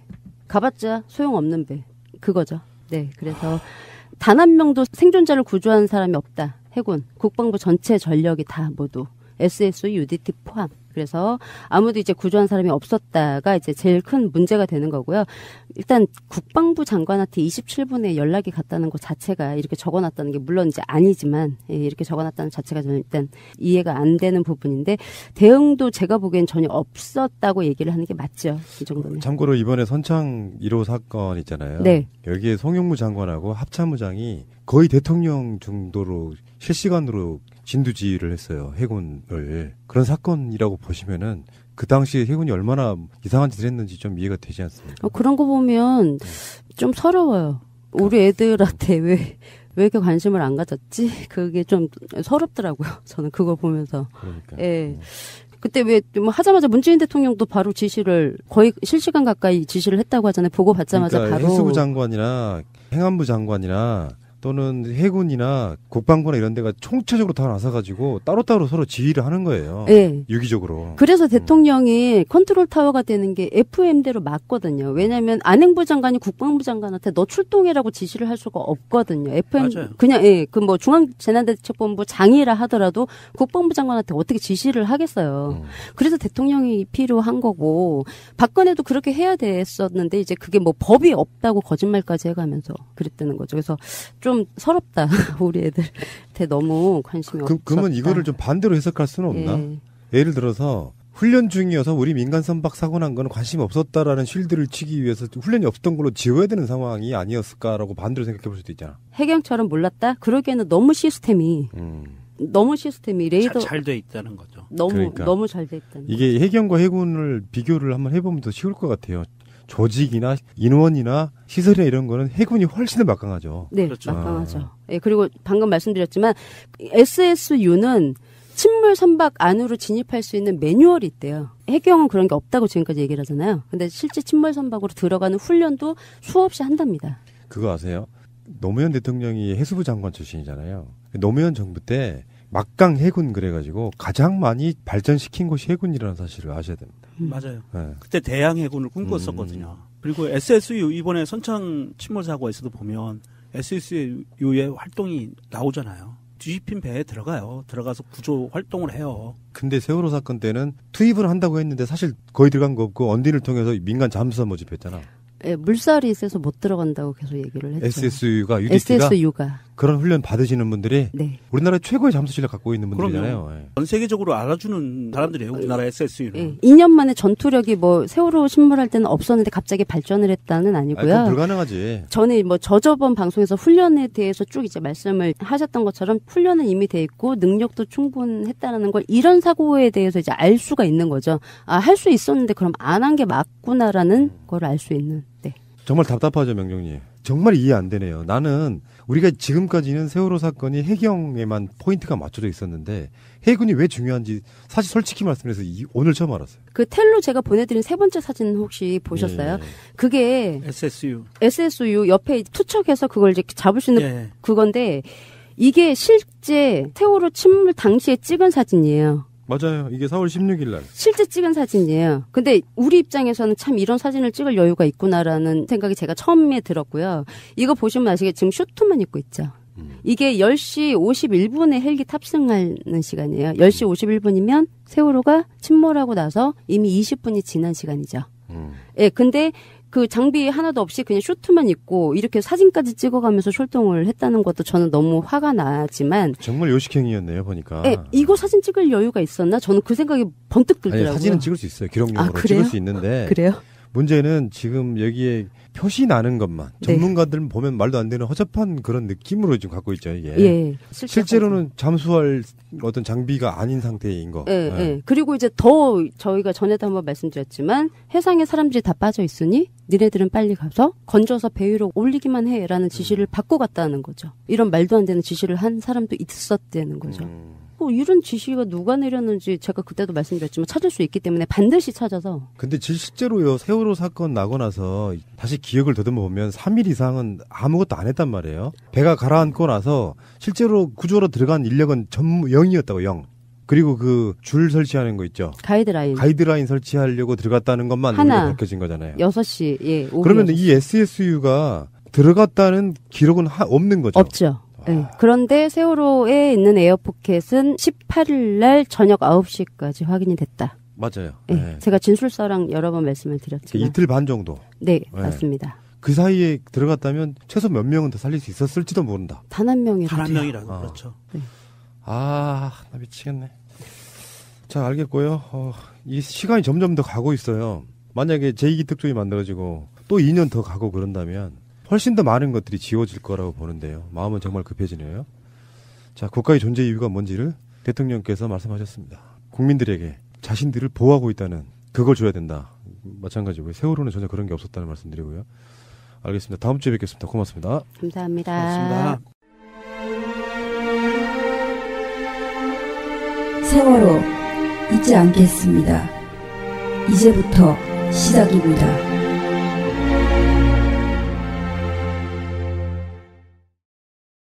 이번 대선 때는 시민의 눈이 확실히 많이 가장 최근의 선거기 때문에 가장 많은 활동을 했기 때문에 또 선관위에서도 눈치를 좀 보지 않았나, 열심히 해주지 않았나 하는 생각이 들고요. 4위는 37.1%를 기록한 보건복지부입니다. 이거는 이제 문재인 케어에 대한 기대라고도 볼 수가 있겠는데요. 지난 정부에서는 메르스 같은 것 때문에 관리 미숙으로 불신이 굉장히 높았었잖아요. 근데 이제 이게 어느 정도 가라앉았다라고 볼 수가 있겠네요. 이제 이 정부기관 신뢰도 조사를 보면 물론 이제 이게 조사 방법이나 여러 가지 차이가 있는데요.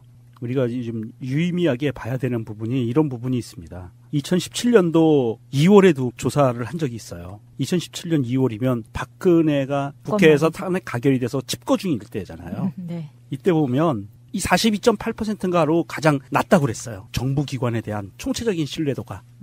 그런데 지금 나온 것을 보면 어떻죠? 공공기관에 대해서 잘하고 있다는 건 27.8%라고 나오잖아요. 그러니까 30%가 안 돼요. 더 떨어진 거예요. 예, 더 떨어진 겁니다. 이게 무슨 뜻이냐면 지난 2월까지는 박근혜가 탄핵이 확정되지 않은, 파면이 되지 않은 상태였고요. 박근혜 정부였었고요. 사람들이 에이 설마, 긴가민가에 에이 설마 그러던 때였고, 그런데 지금 보고 나니까 대한민국의 모든 정부기관이 그 이전부터 박근혜 정부 시절까지 다 개판이었어가 드러나 버린 거예요. 그래서 국민들이 믿지 못하겠어 너희들 잘하고 있지 못해 라고 판단을 한 게 이거고요. 이 상황에서 공공기관 직무수행 평가를 한 와중에 대통령에 대한 평가도 같이 했어요. 직무수행 평가를. 대통령에 대해서는 68.2%가 잘하고 있다 라고 판단을 했고, 잘못하고 있다는 17.7%가 나왔고요. 잘 모르겠다는 14.1% 이렇게 나왔어요. 그렇다고 봤을 때 이것은 이번 공공기관 직무수행 평가는 최순실 박근혜 국정농단에 대한 결과가 여실히 보여지는 그렇죠. 예, 그런 수치고요. 또 하나 여기서 유의미하게 봐야 될 게 사법당국에 대한 불신이 굉장히 크다. 맞아요. 예. 앞에 말씀드렸던 4가지 공공기관 외에 신뢰지수보다 불신지수가 더 높은 곳 1위가 국세청, 그 다음이 대법원,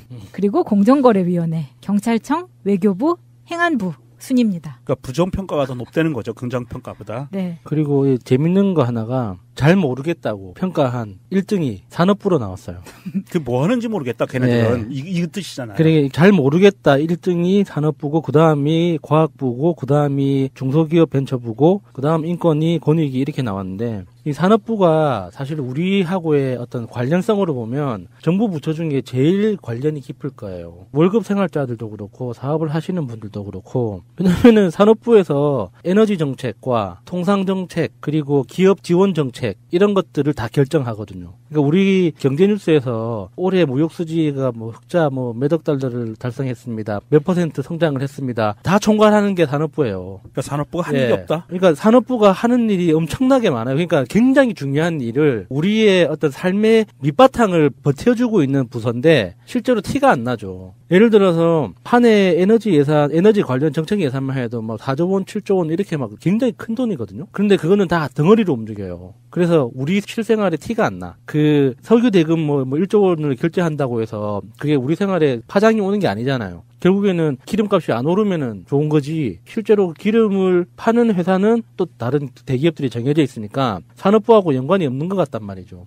천연가스도 그렇고 우리가 전기도 그렇고 산업부가 원래는 그런 것들이 정상적으로 작동할 수 있도록 뒤치다꺼리를 해주는 그런 부서인데 모르죠, 시민들은 무슨 일을 하는지. 그리고 무역을 할 때도 이 산업부가 조성한 펀드나 이런 정책 자금을 통해서 보증 프로그램으로 일종의 마지막 보험 역할을 해주는 거거든요. 그래서 사람들이 국제거래를 편하게 할 수 있는 그 근거가 되는데 사람들은 그거 알 필요가 없잖아요. 그렇죠. 내가 지금 당장 필요한 것만 알면 되지 그 이면에 누가 뭘 하고 있는지까지 알 필요는 없잖아요. 그 대표적인 부처가 산업부라는 거죠. 그래서 너무 억울할 것 같아서 제가 좀 썰을 풀어봤어요. 네. 사실 이 공공기관 신뢰성 평가라는 것은 지나갔던 그들의 그 실적과 행위에 대한 평가이기도 하고요. 앞으로 다가올 기대치에 대한 평가이기도 해요. 사실은 이게 뒤섞여 있습니다. 그런데 가장 중요하게 봐야 되는 것은 국민들이 정부기관을 그동안 신뢰하지 못했다라는 거예요. 이거는 빼도 박도 못해요. 사실이에요. 그렇죠. 대한민국 정부 꼭 알아야 할 어제의 뉴스. 문재인 대통령이 이제 막 입주가 시작된 아파트 내부를 꼼꼼히 살펴봅니다. 요즘 햇빛이 여기까지 깊숙하게 들어오네요. 네, 굉장히 많이 들어와서 태양광과 지열을 이용해 에너지를 생산하고 단열과 기밀 등의 특수기술을 적용해 에너지 손실을 최소화하도록 설계된 이른바 에너지 제로 주택입니다.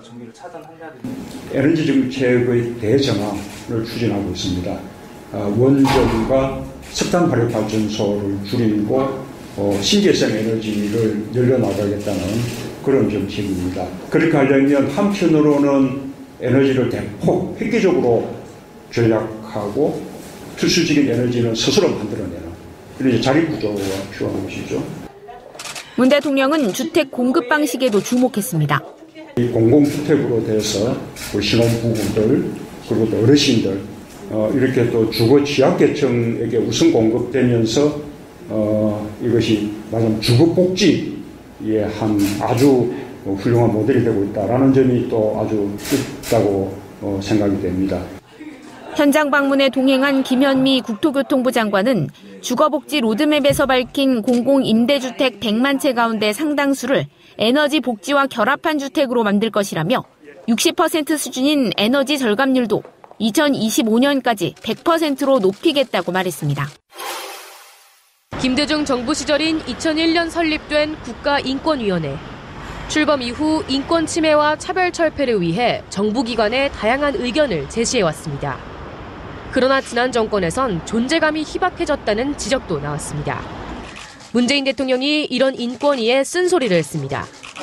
한동안 침체되고 존재감이 없었던 만큼 뼈아픈 반성과 함께 대한민국을 인권 국가로 만들기 위해 새로운 다짐으로 새 출발해야 한다고 강조했습니다.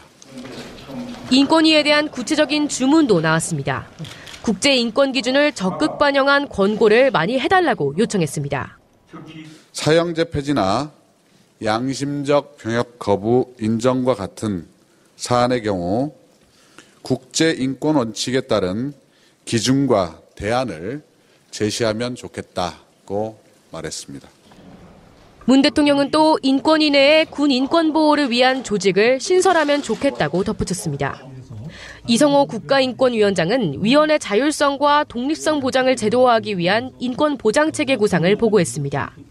이 위원장은 또 사회권 등 기본권 강화와 지방 분권을 골자로 한 헌법 개정과 함께 인권 관련 기본법 체계를 완비하고 차별배제, 혐오에 대한 개별 법령 정비에 대한 구상도 밝혔습니다. 인권위의 특별보고는 이명박 정부 시절인 2012년 3월 이후 5년 9개월 만입니다. MBC 대주주인 방송문화진흥회는 이사회를 열어 최승호 PD를 신임 사장으로 선임했습니다. 이사회인 여권 성향 이사들만 참석했습니다.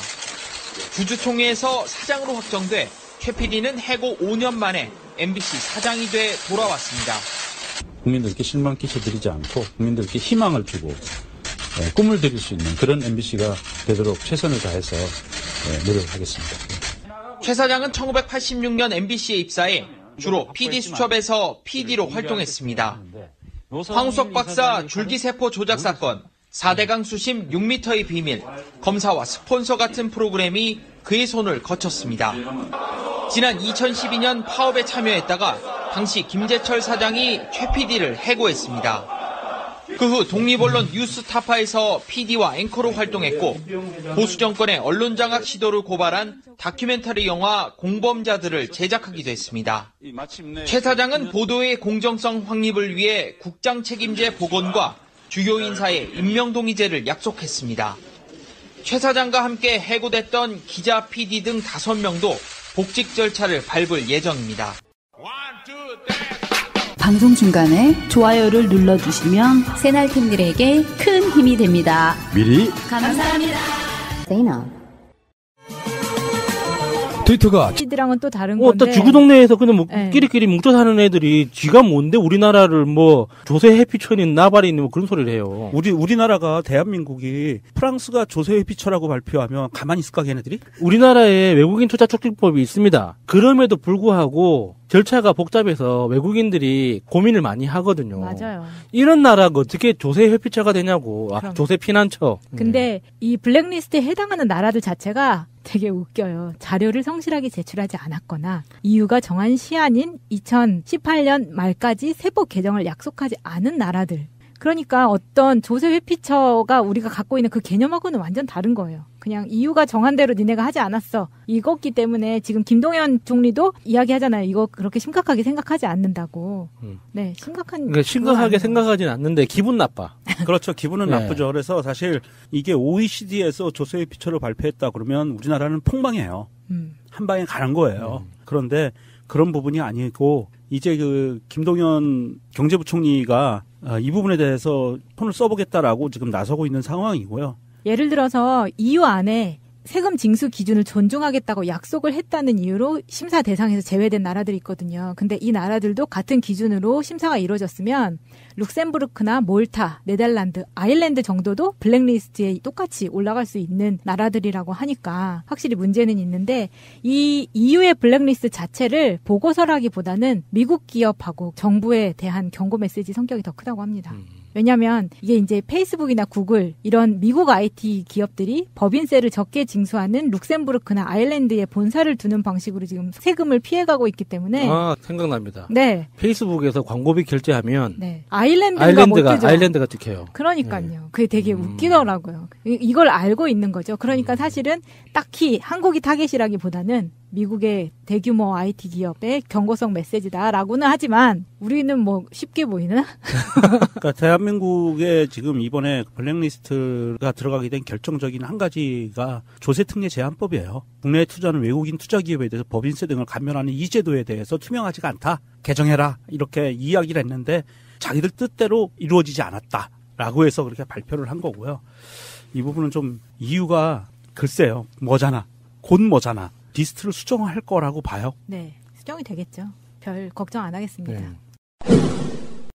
네, 다음 이슈는요. 작년 말부터 있었던 최순실의 국정농단 사태 이후 한국 사회의 신뢰가 급격하게 무너져 내렸다는 지적. 우리도 피부로 느끼고 있었잖아요. 그런데 정부 기관의 신뢰도가 30%에도 미치지 못한다는 점이 가히 충격적이라고 할 수 있습니다. 근데 이 와중에 공공기관 신뢰도 조사에서 가장 높은 점수를 받은 곳이 42.4%를 기록한 헌법재판소. 높은 신뢰를 받은 이유가 박근혜의 탄핵소추안이 8대 0으로 만장일치 됐기 때문인데요. 그리고 그 이정미 재판관의 그 헤어롤 네. 그 덕분이 아닐까요? 이게 굉장히 뭔가 에피소드? 예. 그런 건데 생각보다 훨씬 많은 파급 효과를 줬죠. 그렇게 담긴 메시지가 굉장히 많았죠. 네. 예. 그리고 다음이 고용노동부입니다. 2위를 차지했는데요. 헌법재판소 큰 차이가 나지 않아요. 38.2%. 문재인 효과라고 볼 수 있겠죠. 지금 일자리 대통령이 되겠다고 가장 크게 공언을 한 부분이 있기 때문에 그리고 스스로 일자리위원회 위원장이 되셨잖아요. 그 노동부가 이렇게 높을 수밖에 없는 게 지금 장관으로 어떤 것 같아요. 김영주 장관님이죠. 네. 그 김영주 장관이 아마 노동부 장관들 중에 지금처럼 현장을 많이 다니시는 분이 안 계실 거예요. 원래 정부조직법에서 고용노동부라는 이 명칭에 대해서도 한번 고쳤어야 되는데 맞아요. 예, 명칭 이번에 마음에 안 들어요. 그 정부조직법 수정하는 기회가 없어가지고 지금 그대로 진행하고 있지만 원래 노동부로 시작한 거잖아요. 네. 그래서 일하는 사람들을 위해서 현장을 들여다봐야 되는 사람들이 이명박근혜 정권을 지나면서 그냥 사업주를 위한 사업주를 대변하는 기관처럼 행동을 했단 말이죠. 그래서 굉장히 불만이 많았어요. 근데 이번에 문재인 정권 들어서 비로소 자기가 왜 존재하는지 누구를 위해서 일을 하는지 제대로 하는 것 같아서 아마 이렇게 높은 순위가 나오지 않을까 싶어요. 네. 그리고 3위가 중앙선거관리위원회입니다. 좀 의외인데요. 37.5%를 의외네. 기록을 했어요. 할 말은 많지만 이 3위로 오른 것은 아마도 5구 대선을 무사히 잘 치러낸 효과 아닌가. 그 정도로 코멘트하고 말겠습니다. 선관위 잘했어. 또 진짜 언론입니다. 유럽연합에서 한국을 비롯한 17개 국가를 조세회피처 블랙리스트 국가로 선정을 했습니다. 그런데 여기에 포함되어 있는 17개 국가들을 보시면요. 파나마, 티니지, 아랍에미레이트, 바베이도스, 카보베르데, 그레나다, 마카오, 마샬제도, 팔라우, 세인트루시아, 미국령의 사모아, 바레인, 괌, 몽골, 나미비아, 토바고 이렇게 17개 국가인데 여기에 생뚱맞게 우리나라가 들어갔어요. 진짜 기분 나쁘더라고요. 이 조세 회피처가 이 블랙리스트로 나오게 된 경과를 보면은요. 일단 두 가지로 움직였습니다. OECD에서 먼저 조사를 했어요. 그래서 OECD에서 조사한 결과는 한국은 포함이 안 됐어요. 거기에. 네. 그런데 이게 생뚱맞게 갑자기 유럽연합에서 한국을 포함을 시켰는데 조세 회피처라는 개념은요. 개념부터 잡고 가야 돼요. 원래 고전적인 개념은 금융 시스템입니다. 금융 시스템. 그걸 기준으로 잡게 돼 있어요. 금융회계 시스템에 투명하지 않고 돈을 얼마든지 감출 수 있는 나라, 이게 조세 회피처인데 OECD에서는 그렇게 판단을 했어요. 대한민국은 조세 회피처가 아니다. 포함이 안 된다라고 판단을 했는데 EU에서 갑자기 이게 들어간 경과는 작년에 대한민국 정부에다가 기획재정부에 질의를 했어요. 당신들 이러한 게 시스템이 있는데 사실 이것도 올바르진 않아요. 올바른 판단은 아니었어요. 유럽에서 요구한 것도 당신들이 기업에 특혜를 주는 부분들에서 소명해라라고 얘기했는데 박근혜 정부에서 그냥 입을 닫아버린 거예요. 씹어버린 거예요. 회신을 안 줬죠. 네. 네. 문제는 뭐냐면 EU가 발표한 거에 이게 조세 회피처는 금융 시스템에 대해서 들어가게 돼 있는데 이게 산업까지 들어갔다는 거예요. 네, 제조업까지 포함시켜버린. 제도로서의 민주주의가 흔들리고 구타는 일은 이제 없습니다. 민주주의가 밥이고 밥이 민주주의가 되어야 합니다. 자, 그러면 EU가 17개를 발표한 거에 왜 이게 문제가 되는지를 보면 대한민국에서 문제가 되는 부분은 경제자유구역 이런 부분들이거든요. 외국계 기업들이 국내에 투자했을 때 세제 혜택을 주는 것. 네. 이게 분명하지 않으니까 당신들 우리한테 해명해라고 EU가 요구한 거예요, 우리나라에. 그런데 이걸 우리한테만 했느냐? 저는 아니라고 봐요. 그런데 다른 나라들은 다 해명을 했을 거예요. 근데 우리가 씹은 건데 더 심각한 문제는 뭐냐 하면 이런 제도는 전 세계 국가들이 다 갖고 있어요. 홍콩, 대만, 일본, 중국, 외국인 투자 유치 촉진을 그렇죠. 위해서 여러 가지 싱가포르, 제도를 하죠. 예. 뭐 인도, 예. 베트남, 태국, 예. 미국까지 예. EU 국가에도 다 있어요. 그런데 불구하고 대한민국을 제조업을 또 거기에 계산을 해서 조세 회피처로 발표했다. 이 부분은 물론 근본적인 잘못은 대한민국 박근혜 정부에 있지만 이거는 EU가 좀 너무 무리하게 들어갔다. 이게 박근혜가 잘못한 건 확실한데 이게 뭔가 오류가 있거나 담당 직원의 뭔가 판단 미스가 있었던 거예요. 이게 비교할 수 있는 나라들이 아니거든요. 그렇죠. 비교 대상이 예를 아니죠. 들어서 그레나다나 마샬 제도 같은 이런 나라들은 있죠. 현금으로 5,000달러 하고 신분증 주면 은행을 하나 만들어줍니다. 우리나라에서 은행을 만들려면 자본금 500억 이상이 있어야 되고 금융감독원의 승인이 있어야 돼요. 이런 나라에서 어떻게 그런 5,000달러의 신분증 하나 가지고 은행을 만들 수 있는 나라하고 비교를 해요? 그렇죠. 완전히 헛소리 중에서도 완전히 개똥 같은 소리예요, 이거는 진짜. 이게 조세 회피처라고 했을 때 우리나라 사람들이 가장 떠올릴 수 있는 곳이 버진 아일랜드잖아요. 예, 가장 유명했는데. 근데 지금 없어요. 없는 이유가 뭐냐면 아까처럼 EU에서 질의문을 보냈을 때 여기에 대해서 우리는 이렇게 하겠다라는 정도 회신만 했어도 이 국가들은 그레이 리스트로 빠졌다는 거죠. 근데 우리는 그레이 리스트도 아니고 블랙 리스트 안에 있는 거예요, 지금. 그렇죠. 네. 그런데 이 블랙 리스트가 되면은 또 어떤 제재를 받느냐. 이걸 보면은 또 이 리스트 자체가 되게 의미가 없다는 게 아무것도 정해진 게 없는 거예요. 그래서 영국에서 가디언 자체에서는 어떻게 해석을 하냐면 어떠한 구체적 제재도 정해지지 않아서 곧바로 위협을 가할 수가 없는 이빨이 없는 규제다. 그러면 블랙리스트 따로 있고 그레이 리스트 따로 있고 이래 그레이 새끼야. 이게 그 우리가 알고 있는 버진 아일랜드도 빠졌어요, 이번에. 네, 다 빠졌어요. 버뮤다도 빠졌어요. 예, 그렇게 빠졌고 이게 제재 방법도 없기는 한데 이건 일종의 해프닝이라고 보는데 단순하게 해프닝으로 보기에는 찜찜한 부분이 그거예요. 박근혜 정부에서는 왜 이걸 씹었을까? 저는 이 기사를 보면서 기분 나쁜 거 이전에 네가 뭔데 이런 생각이 드는 거예요. 맞아요. 그러니까 EU가 세계를 지배하고 있고 뭐 감시하고 있는 나라 지역도 아니잖아요. 그러면 그러니까 정부기관 중에 50%를 넘는 지지를 얻는 기관이 하나도 없다. 대통령 빼고는. 정말 대통령 빼고는 아무도 못 믿겠다라는 그런 국민들의 정서가 여기에서 나온 거고요. 그렇다고 봤을 때 대통령 홀로 지금 막 뛰어다니는 이런 상황이 아니라 각각의 정부기관의 장들이 국민들로부터 어떻게 신뢰를 얻을 수 있는가를 굉장히 고민을 많이 해야 되고요. 앞으로 정책 결정, 행보할 때 국민들의 그 신뢰를 얻을 수 있는 그런 방안들을 마련하고 국민과 같이 움직여줄 때만이 국민들의 신뢰를 다시 줄 수 있다. 이렇게 생각을 좀 해야 될 것 같습니다. 자유한국당은 특히나 이번 조사를 보고 나서 이게 국민 정서인지 정치 보복인지를 확실히 알 수 있었으면 좋겠어요. 예를 들어서 국가정보원 같은 경우에는 신뢰지수가 꼴찌거든요. 전체 모든 33개 공공기관 중에서 국정원이 꼴찌를 했는데 9.9%예요. 신뢰지수가. 반대로 불신지수는 69%입니다. 문재인 대통령 신뢰지수가 안 먹는데. 이게 적폐청산이지 정치 보복이 아니라는 게 이런 데서 나타나잖아요. 네. 그런데 레드홍 씨께서는 아마 이 결과를 보고 논평을 한다면 페이스북에 이렇게 쓸 것 같아요. 거봐라. 문재인 정부가 국민들로부터 이렇게 외면받고 있다.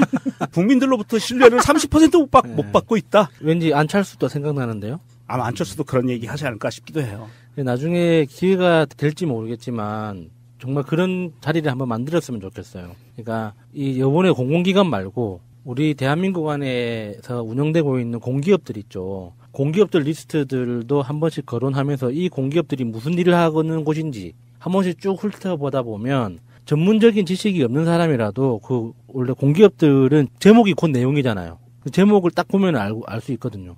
그러니까 그런 공공기관과 공기업들이 우리나라에서 어떤 일을 하고 있는지를 쭉 보다 보면 직감적으로 압니다. 보통의 상식을 가진 사람이라면 그래서 민영화하면 안 되는구나. MB가 왜 민영화를 하려고 했는지, 왜 대기업들이 그 민영화에 대해서 그렇게 자유한국당 같은 보수 진영에서 민영화를 왜 그렇게 소리 높이 외치는지 직감적으로 바로 알아요. 그래서 언제 한번 기회가 되면 그 리스트라도 한번 쭉 이야기해 볼 수 있는 기회가 있으면 좋겠네요. 네. 이 부분에 대해서 좀 하나만 좀 더 첨가하고 넘어갈게.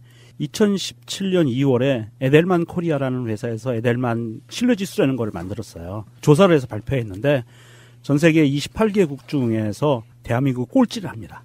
수치를 보면 이렇게 나옵니다. 정부 신뢰도가 2016년 35%에서 2017년에 28%로 나오고요. 기업 신뢰도도 33%에서 29%로 나옵니다. 에델만 코리아에서 발표한 거에 의하면 대한민국 국민들은 정부나 기업에 대한 신뢰보다 친구, 가족에 대한 신뢰가 더 높다. 이렇게 결론을 짓더라고요. 뭔가 가슴 아프네요. 일단 국정원에 대한 지수가 이렇게 나온 거를 보면은 자유당에서는 이 여론조사가 국정원에서 특활비 받아서 한 게 아니라는 거는 확실하게 알 수 있겠죠. 세월호 의혹 시리즈는 새가 날아든다 제2채널에서도 동시에 업로드됩니다. 광고가 불편하신 분들은 새가 날아든다 제2채널을 이용하시기 바랍니다. 새날, 새가 날아든다 등으로 검색하시면 나옵니다. 고맙습니다.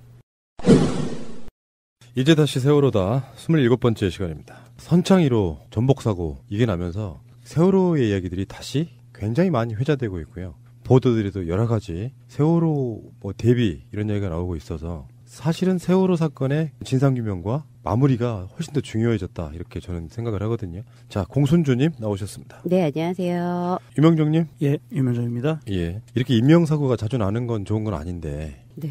결국에는 난 사건이면 어떤 식으로 처리하느냐가 가장 중요한 게 아닌가 싶어요. 네, 그렇죠. 그리고 앞으로 비슷한 사건은 나지 말아야 되는 것이고요. 최소한 정부라고 하는 공조직이 여러 가지 이유로 부조를 안 한다거나 못 한다거나 이런 식의 어떤 그런 무능함은 사실 없어야겠다. 우리가 지금 무능론과 어떤 기획론 사이에서 굉장히 많은 이야기들을 하고 있는데 최소한 문재인 정부에서는 무능해서 먹고 있단 말은 듣지 않기를 바라겠습니다. 여기에 대응하는 거를 보고 페북에 가장 먼저 올라왔던 게 물론 이제 저도 자주 느끼는 부분인데 문재인 정부 때 세월호가 침몰을 했다면 얘들은 살았겠다. 예, 유가족 분이 그렇게 이제 올리셨더라고요. 그러니까 다 살리지는 못했더라도 그렇죠. 예, 이렇게 많은 애들을 속절없이 정말 손 놓고 구경은 하는 일은 없지 않았을까라면서 이렇게 통탄을 하시는 글들이 올라오시더라고요. 그건